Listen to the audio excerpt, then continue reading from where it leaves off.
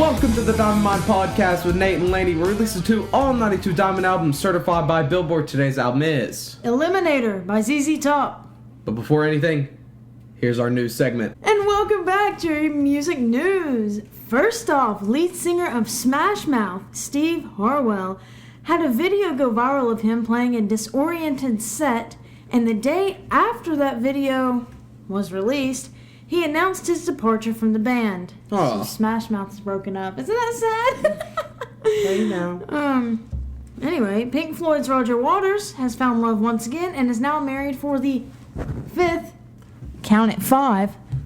time. Oh, I'm so sorry, listeners. And Laney, whenever you edit this. I'm not editing that out, by the way. Anyway, Lance Bass, yes, from NSYNC, and his husband, Michael Turchin, apologize, meant to look that up, didn't, recently had twins through a surrogate. Congratulations. Travis Barker and Kourtney Kardashian recently got engaged, even though rumors were already that they were married. Uh-huh. But now they're engaged. And for those of you who don't know, Travis Barker was the drummer, or is the drummer, for Blink-182. Yeah, Celine Dion, hold on to your hats, ladies and gentlemen. Oh my goodness. Celine Dion has postponed her Las Vegas residency, which, by the way, if she continues, we should go. We should go. He's leaving, but we should go. What? Nate. Sorry, I wanted to scream, but I didn't want to scream into the mic. It's still Continue. Yeah, okay. Has postponed her Las Vegas residency due to severe and persistent muscle spasms, which are preventing her from performing. Wouldn't that suck if her We're not going to get into that. Knock on wood. That's plastic.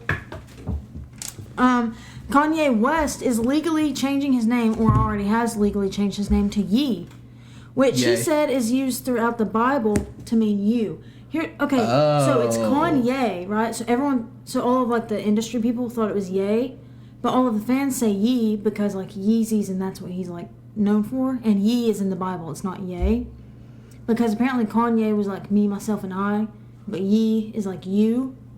So like now he's for the people. What? It's Kanye West, dude. I don't know. Kanye, bro.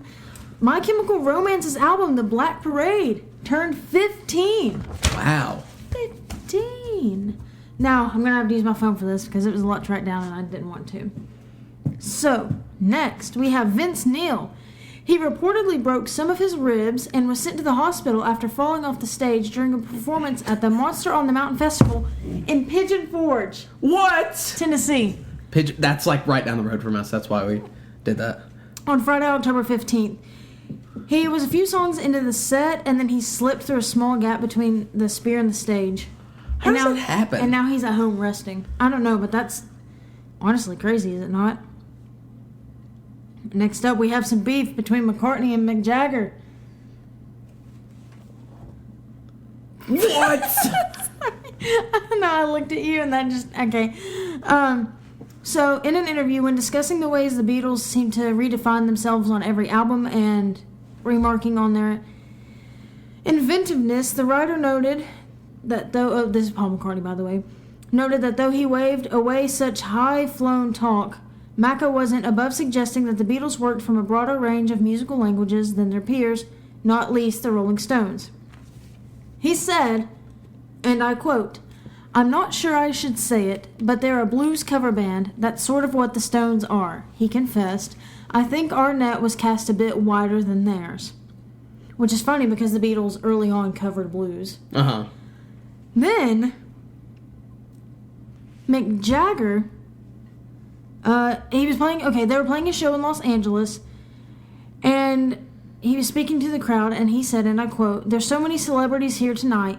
Megan Fox is here, she's lovely. Leonardo DiCaprio, Lady Gaga, Kirk Douglas, Paul McCartney is here. He's going to help us. He's going to join us in a blues cover later." So he called him out, and I respect him for that one, honestly. Shots. Now, let's get on to Paul McCartney and Yoko Ono. So, Paul, in the same interview, said that I'm not the person who instigated the split of the Beatles. He said that John walked into a room one day and said, "I'm leaving the Beatles." And he said, "Is that instigating the split or not?" So he went on to reveal why he ended up being the one to publicly announce it. explaining that the band's manager told them to keep quiet while he finished closing on some business deals. So for a few months, they had to pretend like everything was fine. And it was really weird because they knew it was the end of the Beatles anyway. And so he said he ended up just letting the cat out of the bag because he was tired of hiding it. Fair enough. Moving forward to the Yoko part. But he said that if Lennon hadn't left the band, he thinks the Beatles could have lasted a lot longer.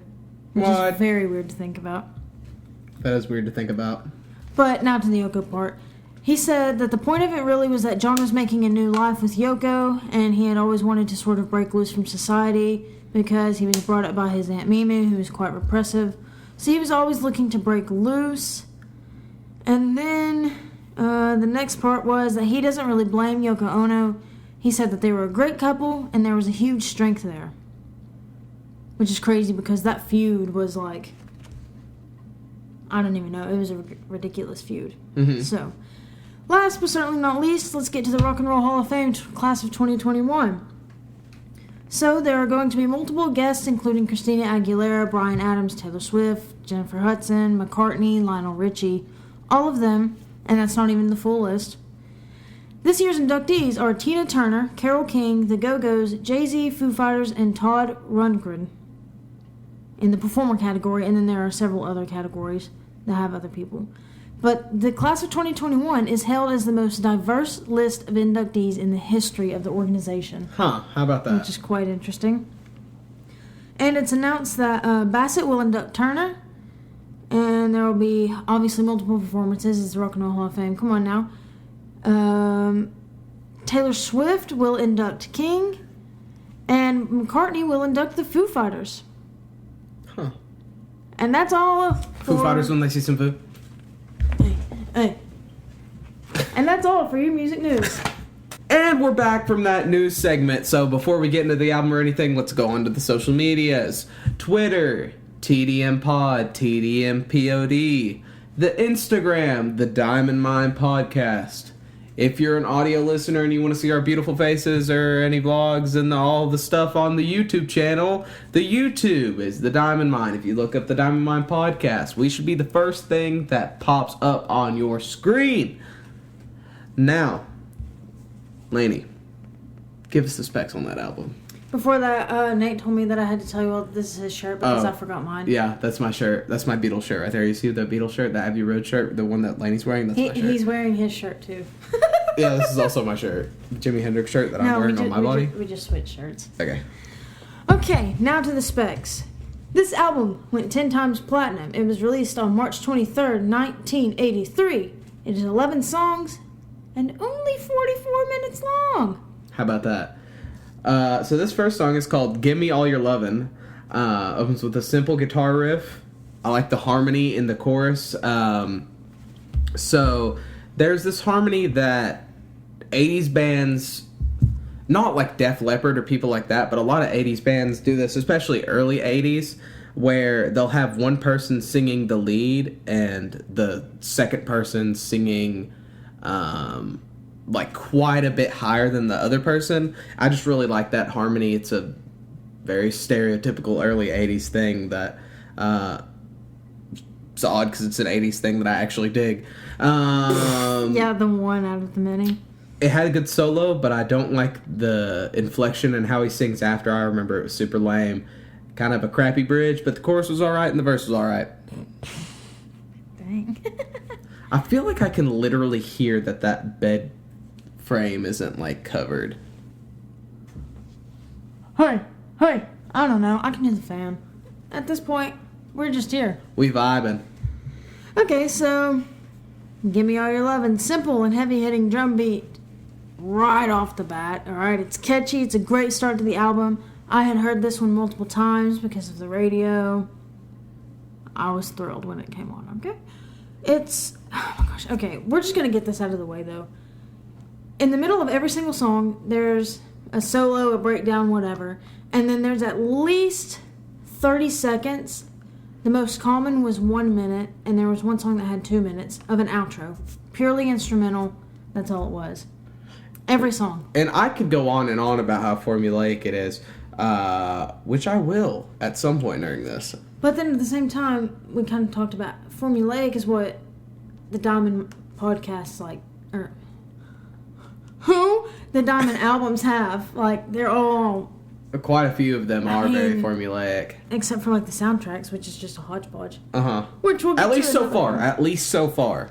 To be fair, we are still on the bottom half of the list. Hey. Kenny G was not a formula. But we'll get back to him later as well. Last thing I had really... I mean, honestly, just the intro or the outros. Really just cut them. On God. Or just change them. Next song. The next song is called Got Me Under Pressure. The opening guitar rips. The chorus is fun, and honestly, so are the verses, but I think he overdoes it on the verses with the, like, she likes whips and chains, she likes Great Danes, and, like, etc., etc. It's just like, she acts like this. I just didn't like that shtick. You sang it like it was a punk song, but it's just the opposite of that. She likes Great Danes. She likes... bad. It's more like, she likes... she likes Great Danes. I don't think they grunted like that. There's an interesting little drum thing during the solo break, that because every song has a solo break, where he walks down on the toms. I liked it. Speaking of walking down on the tongs, let me go off. This will be 5 we were minutes. talking about this earlier. Ringo Starr is, I know everybody just dookies on him because I'll continue to dookie. Because, I mean, he's in a band with John Lennon, Paul McCartney, and George Harrison, and he's a big goober, and he wasn't their original drummer. That dude is underrated. He is not a bad drummer, and I don't know where that stipulation came from. Because he's in the Rock and Roll Hall of Fame. Of course he's not a bad drummer. Who was doing what Ringo was doing in the 60s, bro? Who was doing that? Not, I mean, sorry, rest in peace. Not Charlie Watts. Not any of them. No, he kept it simple and punched Mick Jagger in the face. Yes. Nobody was... That's its own thing. Nobody was doing what Ringo was doing back then. Who was walking on the toms like in Come Together? Who was doing stuff like that? I'm just saying. Okay. We'll get to that in a much later podcast. Much later. But, I don't know. The only other thing I have to say is the bass line in the song is pretty nice too. Rest in peace to Dusty Hill. Dusty! I'm sorry, but... Big one up for the big man. Big one up for my my dude Dusty. Dusty. I can't get over that name now. Alright. Got me under pressure. Okay. So, very fuzzy guitar. Mm-hmm. Very fuzzy guitar. And it has a sick riff, like Nate has already said. I really appreciated this song, I'll be honest. And it was a lot more up-tempo than the first song, which I also really enjoyed, okay? Maybe you will too. Mm-hmm. But I think that the vocals could have been slightly louder and a little less fuzzy because it started to blend in with the guitar a little bit. Yeah. And I wanted it to be more pronounced. Speaking from a critic here, okay? Uh-huh. Okay, we're professionals. We're professionals here. All we make like $3. We haven't even made any money. What are you talking about? we haven't even made the money. Just sitting in an account. But that's fair. Otherwise, it's a great song, especially the instrumentals. The instrumental aspect of the song was just brilliant. I really enjoyed it. Okay, so this album, though, was classified as hard rock. And I get the hard rock aspect of it, but I also feel like it's mixed in with a little bit of the rockabilly. Yeah. I think I can see that. I don't know if it's their voices or the style itself, but it's just not pure rock. Yeah, there definitely is something about it. Yeah. And same outro crap. But I didn't mind this outro because it was only the second one, and because the guitar did its own thing and it didn't just stay with the main rhythm. Yeah. Like the first one did. But we can move on. The next song is called Sharp Dressed Man. Shouts to Duck Dynasty. Let me give you a little fun fact. Phil from Duck Dynasty started over Terry Bradshaw, Hall of Fame NFL QB in high school. You know what's sad? When you said Phil, I immediately almost said Collins. Jackson. Jackson. Anyways, honestly, I love how on the chorus lines, all the instruments drop out and it's just the voice. I wrote the same There's thing. something about that. There's something about that just like it kicks right back up into that grooving beat, and you're just going for it. But this is the moment where I acknowledge how much the drummer just doesn't do a lot in all of these songs. It's just eighth notes on the hi-hat. Boom, pop, boom, pop, boom, pop. Every song is literally that. Yeah, no. And that's insane to me. That dude must be bored out of his mind. He's keeping the tempo. He's got a job. Boom, pop, boom, pop, boom, pop, boom. Like, come on now. That's just gotta be boring, because it's boring to me. Yeah, that's why it's that gotta song be blew boring up, for too. him to play. This song is cool though. It's fun, and I can have a good time with it. If this song was a person, we'd party. Okay. Genius Lyrics said that this song is famous for its guitar riff, recognizable chorus, and music video, which received a large amount of airplay during the early years of MTV. When released as a single late in the year, it became their most successful song at that point, reaching number 2 on mainstream rock charts and number 56 on pop singles. The lyrics deal with how women have a fondness for men wearing elegant clothes. Elegant. Really, I couldn't tell. There's nothing about ZZ Top that is elegant. Those dudes' beards picture, they look nice in suits. They're sharp. They are sharp. Anyway, I like the cut before the chorus that I like really... the cut, G. I like your cut, G.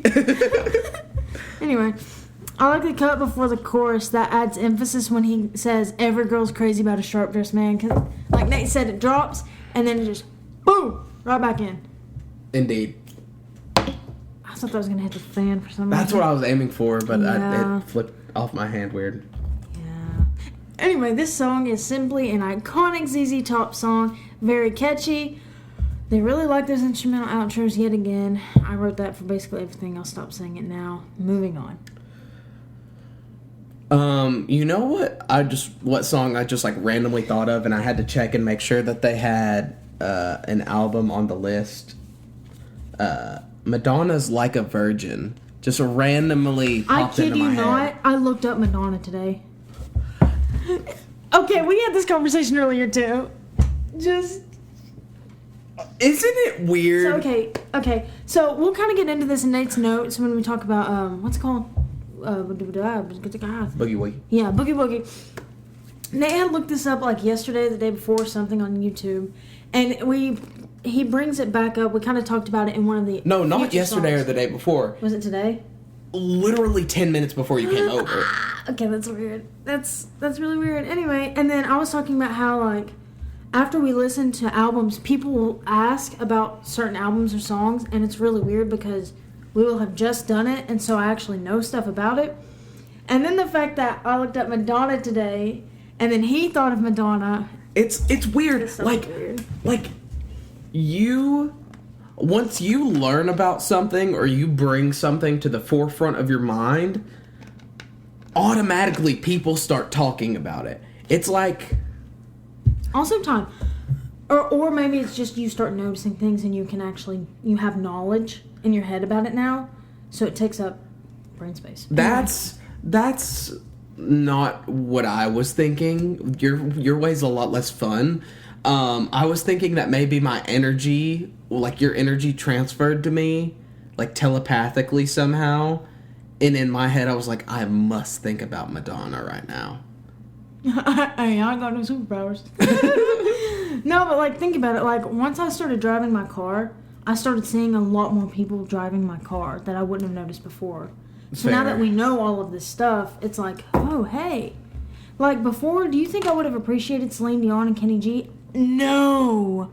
I hated Celine Dion, to be honest with you. Mm. After listening and, like, kind of learning about her, I think I would see her in concert. Uh-huh, me too. If she came to, like, Thompson Bowling or something... we can go to Vegas. I think I'm alright. Actually, no, we can't, because she had spasms. Yeah, if it's not postponed anymore. I can gamble. I can get in and watch, but I can't gamble. Yeah, you. Let's wrap this up. We have like a million songs left. Yeah, but we're on the booty song now, so let's just go. The next song is called I Need You Tonight. Mm-hmm. It's called I Need You Tonight. This song just felt boring. Nothing had any flair at 2 minutes in, and even it was just hand muted guitar and simple drum beat and lame verses, and even the guitar solo is uneventful, really. It's just very formulaic and boring, and I don't know. I just didn't dig it. This song was not my cup of tea, and this is where I went off about it, about how formulaic they are, and how, like, every song has the exact same thing, but, I mean, I can't. We've beat that horse till, I'm not going to say that out loud, but we've talked about that a lot on this podcast, so I'm not going to hit it on it anymore, except for this last time. They do the same thing on every song. Watch it be on the next album with Adele. Anyway, so straight off the bat, he comes in with a guitar, and at first I thought maybe they were layering 2 guitars together, because I've listened to music recently and they like to do that and have all this crazy stuff going on. But it was just a delay pedal. Don't worry. Just a nice delay effect. And his voice alone, just the voice, sounded a little bit more bluesy, or like he had some more soul into it.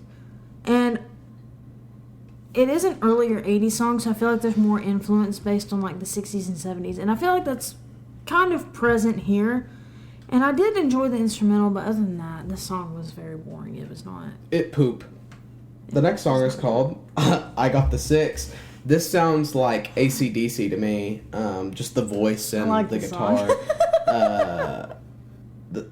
The song, Lainey likes it. This song is cringe, but it's in a funny way. It's so funny. Hey, it's not like Nickelback. Look at these graphs. I'll let Lainey explain what the song is about, but all in all, I'd give this song a 7 because it's funny, but I wouldn't seriously listen to it often. Oh, no, I'd listen to it. I would not listen to it often. I would just give it a 7. I'd play it in the car and be like, yup. But I'll let Lainey get more in depth with this song just because she loves this one.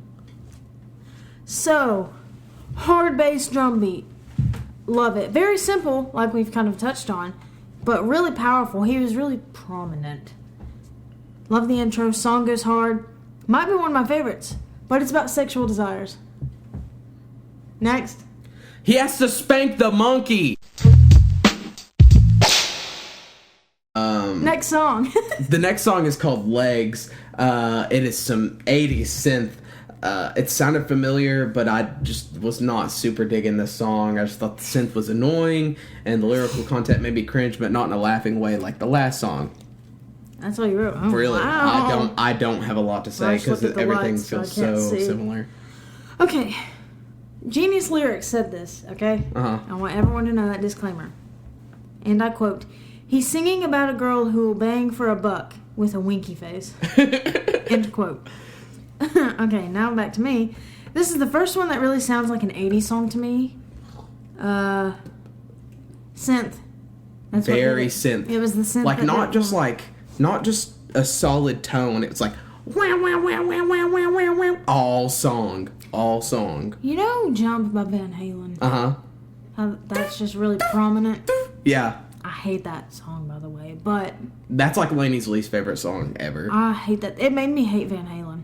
That's crazy. Because that's all that I heard. Hated it. Anyway, I don't hate them, but that song for a while did. Anyway, it sounds like Hungry Like a Wolf by Duran Duran. Mm-hmm. But you can only hear it. Yeah, but you can only hear it in the instrumental part in certain sections of the song. Other than that, there were other familiar, I guess, feelings with the song, but that one was what I caught, and I had to look it up to make sure. And I said the same thing earlier, that I wish his voice was more pronounced in this song. It kind of blended again. I wasn't a fan of that. We can move on. Is that a platypus? Betty the platypus! And we're back. Sorry, we were trying to take over the tri-state area, and somebody came and interrupted. Anyways, this next song is called Wait, actually, before we get into that, pumpkin pie Kit Kats. So good. Oh, the pumpkin pie? Yeah, pumpkin pie, bro. Oh. Yeah, they're bussin'. Anyways, this next song is called, if you don't know what Nate just said, bussin' means tasty. It's called Thug. God. The beginning of the song, I felt like I was being abducted. The song was pretty boring. The bassist goes ham, but everything else is pretty bland. There are like no lyrics to this song. This song feels like it was written. God, it was so long for no reason. It was so long. There was not a lot of lyrics, and the lyrical content was kind of stupid too. It's like 2 verses. It feels like it was written by like above average intelligence 5th graders. Like something enough that it's like, oh, this song's got a little bit of groove, but like he's not talking about you, Dusty. Don't worry. No, not you. the ones that are alive. What's up? Pour a little out. Okay, next. I had to pour a little out for Dusty. Wood floors. You better wipe that out, bro. Oh well. Hey, I found the trash. Wait, did we find the trash can? What? It was hot. It was. Don't make me dookie. You get on about that song. Okay, Nate said he thought he was getting abducted. I honestly thought it was an owl. You bet your sweet baby. Like, you bet your sweet baby I did. I'll seize his pillow. What is this? I hated everything about Nobody sleeps in this room, lady. Yes. Except for everybody that's watching this video that's ever slept in this room. Which is probably an okay amount of people because I have family and friends that watch this. Literally, I've slept in this room. Remind me not to use that pillow next time, then. It's just drinking water that I poured out for Dusty. That you just wiped on the floor. Yeah? This one's for Who was... Your sister literally just slept in here. Okay, but you think my sister's musty? No. Do you think I said your floor's musty. Yeah, but do you think that she came and stood over here? She was like, we gotta stand right here. She just took a dump. Yeah, she pooped in the floor. We had these Windex to clean it up. Okay, let me get this song done. This podcast was a doozy. It's been, honestly, I feel like it's been a while since one's been absolutely chaotic. Yeah, this is one of them. I can't wait to edit. Okay. Okay. If you all haven't seen those videos where that guy silently screams behind people, please look that up. It is the... Oh, it's funny. Okay, Thug.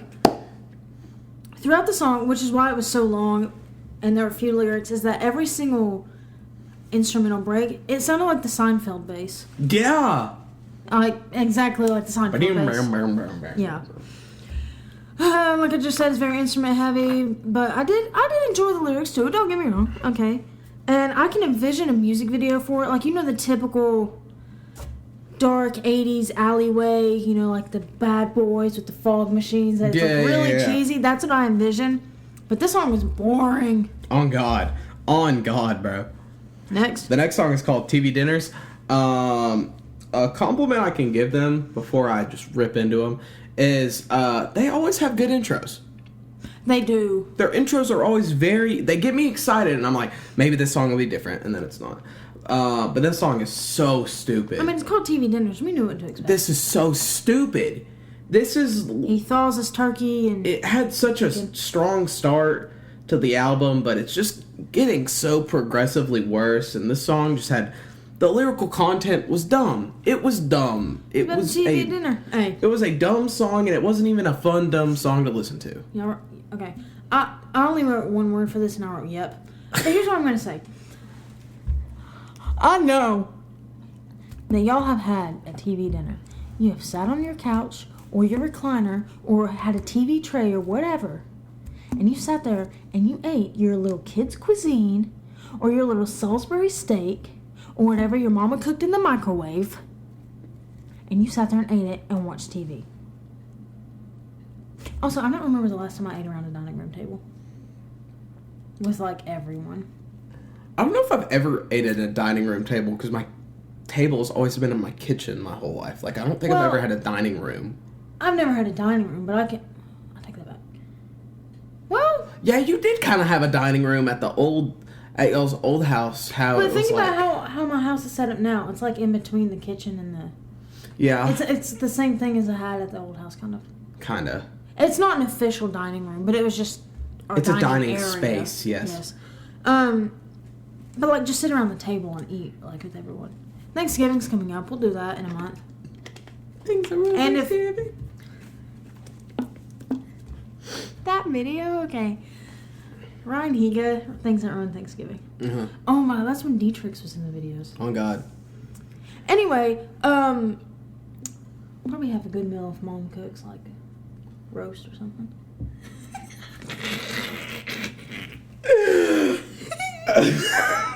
Alright. The next song is called Dirty Dog. He literally sings like he has a mouthful of Mom's Salisbury steak or pot roast or mashed potatoes or whatever. He just had a fat lip in. That's literally just a mouthful of mashed potatoes in the pre-chorus. Just the "You're Just a Dog" part of the chorus. He literally just had like Novocaine shot into his gums. So that's it. The "You're Just a Dog" part of the chorus is fun, but I'm really sick of the formulaic stuff. That's why, as this album has progressed, I've said less and less, because it was so formulaic that if you just listen to one of these songs on their own, you'd probably be like, yeah, that's alright, that's a pretty decent song. But when you just listen to just boom, cha, boom, cha, boom, cha, and then all of the guitars just I could have literally ripped my eyelids off. I was going nuts, bro. I was going absolutely bonkers. And there was no stopping the pain train. There was more songs left. Laney, turn. The one line with a borderline cuss word was the one that he slurred horribly. Uh-huh. Like, you couldn't even understand what he was saying. No. Which is what Nate said, mouthful of mashed potatoes. Give it a listen if you really want to hear that. This song was a nice comeback from the lull that they had put us through. I will say that, but that's really all I had to say about the song because it wasn't really intriguing, I guess. You good? Yeah. Okay. The next song is called "If I Could Only Flag Her Down." Has a very boogie woogie feel to it, which Boogie if you don't woogie really woogie know what that is, it's electric. It's like the ba-doon, doon, doon, doon, doon, doon, doon, doon, like the stereotypical bass line. It's just like hard rock boogie woogie. This song was super simple, just mediocre, and it's exactly what I'd expect from them at this point. Just like, I don't know what else to say. I had a good time. I didn't do the picture. What picture? The picture. Where is it? Nate, where's the thing at? Where'd it go? Is it on the bed? I'll talk. You figure that out. Okay, so if you all haven't noticed, we have like a new picture that sits in the corner every episode for you viewers. And we'll change it every week, right? And recently we got one of like the big frames. I want to see if I took it into my room, so you just continue. Okay. Because we used to have it on a little picture frame. Go back and look if you really want to find it. And last episode we had like a giant meatloaf that Nate drew. But that was just cruel. But, okay, for this song, like Nate said, the whole boogie woogie, you can look that up. That's what he watches in his spare time with piano and stuff like that. But it kind of sounds like if you were to watch the Andy Griffith Show and they would go Nateson, you know? That's what it sounds like to me. Whatever. But this gets back to the ZZ Top sound for the most part, other than the kind of boogie woogie underneath all of it. But it's a ZZ Top we know and love. I do also enjoy how in every single song, I'm pretty sure, he does like a little, yeah, or like a little scream or something. He really just gets into it. And until Nate gets back, I'll fill you in. Things have been hectic. I've had work and school, Nate's at school and marching band. We're a little off schedule, we're trying to get back into it. This is the most consistent that we've been with recording in a while. And we were supposed to upload the last episode, Bad Out of Hell, 2 weeks ago, but things got hectic. I'll have it up. I remembered This upcoming that Sunday. I brought it into my room because I wanted to wipe it off because I wanted to restart. Yeah. And then I never did it. So I just did my idea very, very quickly. I'll show you before I show the audience, okay? Okay. I had to do it very quickly and rush, so it's not a very good picture of it. PP This top. is going to be the most... You told me it was going to be the most detailed picture, and I guessed what it was. Yeah, I was gonna make it super detailed. Super detailed. I'm really glad you didn't, because that would get demonetized. Oh. Not that we're monetized anyway. Yeah, but if we ever got monetized in the It future. would be taken down. Anyway, PP top, everybody. the last song... Is it always right there? What is it called? No, it's like... Why is it in front of your face? I don't know. I don't know where I usually have it. I'm really discombobulated. Because that thing's huge! The last song is called Bad Girl. Bad Girl, baby. This song feels fun. It sounds like harder rock Led Zeppelin. I think they repeat the word Bad Girl too much. It's a solid way to end the album, though. Not a crazy long outro. And it isn't a stinker. Not full redemption, but it's at least a little something, so I don't absolutely hate them. Did you ever have Miss Olive at the middle school? Nope. Dang, she always wore her glasses like this. Anyway, I said that this was a great way to end the album because it goes back to their original sound that we started off with. Back to the fast tempo. It reminds me of others' 80 rock songs. You said Led Zeppelin, which kind of, 70s. But I said AC/DC, which Nate had mentioned before, and Motley Crue, etc. And that's all I had. So, where would you put her? She's in the low 50s now. 70s. You would put it lower? Oh, yeah. I didn't dig this. I said 40s. I did not dig this album. There was a couple songs that I was alright with, but there were so many songs that I just wasn't, and it was just boring. It's bad if an album... There's two different types of stinker albums. Albums that are bad and Nickelback. albums that are boring. I didn't think this was boring. I thought this was boring. I thought for the most part, I didn't think it was boring, but there were some things that were boring. I guess that's a good spot for it. Because it doesn't cover my body, but it's also It's because it's 4 times the size of the one we used to use. Yeah, that's true. We might have to switch back. I don't know. It's good while it lasted. If we ever want a super detailed picture, we can do it on the big one. Like the meatloaf. And what the PP top was going to be. I talked about meatloaf while you were gone. Yeah, I just wasn't about this one. I'm not going to lie. You know what? I can agree with you. I'll put it in the 60s. I'll move it 10 down instead of 10 up. Word. I just didn't dig it as much as you did. Or I didn't dig it more than you didn't dig it. I also really think I just wasn't listening. Fair enough. Half fair the enough. time. Indeed. So, anyways, do you have anything you'd like to say to the viewers before we start breaking it down? Urinate locally. Urinate and locally. If you don't know what I'm talking about, go watch the earlier episodes. Or all go horses. All horses have mullets. It all circles back to Kenny G. And here's how. I thought we were doing an episode tonight that had Kenny G, but apparently I was 2 albums ahead. My apologies. We'll get there. Who are you apologizing to? Nobody knew that until you just told them. I don't care. I'm apologizing to myself. Twitter. It's the week. TDM Pod, TDM POD. The Instagram, the Diamond Mine Podcast. YouTube, for any of you audio listeners that want to see how beautiful I look right now as I'm saying this to you. The Diamond Mine, if you look up the Diamond Mine Podcast on YouTube, it should be the first thing that pops up. Anyways, waiting time. Rate us 5 stars on Apple Podcasts. Please subscribe anywhere you listen or watch. For YouTube, comment. You can tweet at us and comment on our Instagram, of course, or DM us if you'd like. Put our notifications on for YouTube, too. Hopefully we'll have more vlogs out soon as well. Mm-hmm. We have ideas, but we just have to get our schedules aligned, which is a little difficult this time of year. Now you can go. All right. This has been the Diamond Mine Podcast. We'll be back at you next week with Adele's 25.